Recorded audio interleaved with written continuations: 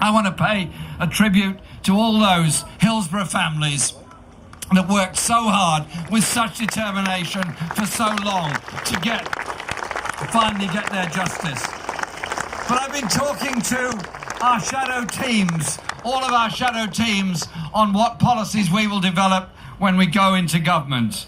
And it's very, very clear to me that the first decision that must be made by Diane Abbott when she becomes Home Secretary is to order a public inquiry into Orgreave and a public inquiry into Shrewsbury. And we will do that. Matt spoke brilliantly about the way the firefighters responded to the Grenfell Tower fire. I was there with him the next day, and words are hard to find when you're talking to firefighters who ran into a burning building when they were told not to, borrowed policemen's riot shields in order to stop burning debris falling on them as they ran into that building, knowing full well they might not come out of it. Brave beyond belief.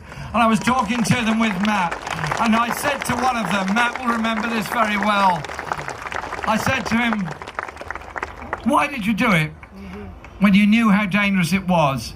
He said, well, there's a chance of saving a life. We will go in and save that life. That is what we do as firefighters.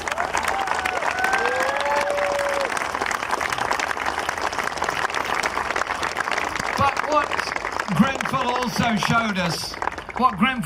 showed us was the crisis of housing across the whole country.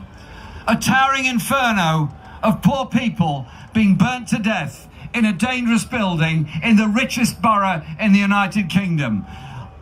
Full praise to the firefighters, the ambulance workers, the paramedics, the police, the community volunteers who rushed to the scene to try and do their best to help out.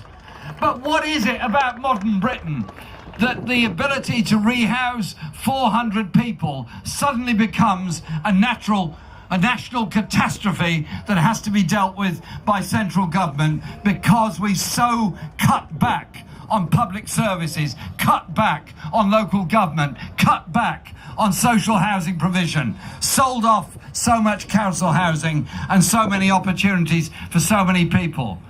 So the lessons of Grenfell are, of course, to make our buildings safe, but they're also to properly fund fire inspections, building control inspections, planning inspectors, properly fund fire safety measures, and invest in decent quality housing for all.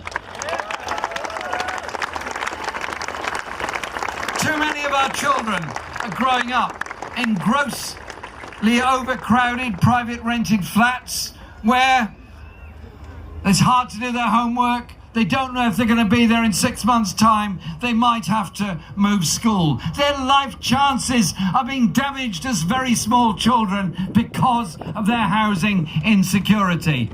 A Labour government will invest, not in luxury homes in the London suburbs. We'll be investing in good quality housing for the people that need good quality housing all over the country.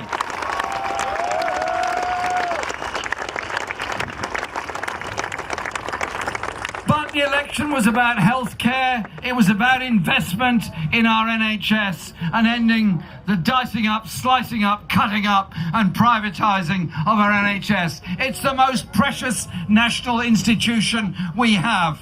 We will invest in our NHS, not cut it, not damage it, not charge for it and not destroy it.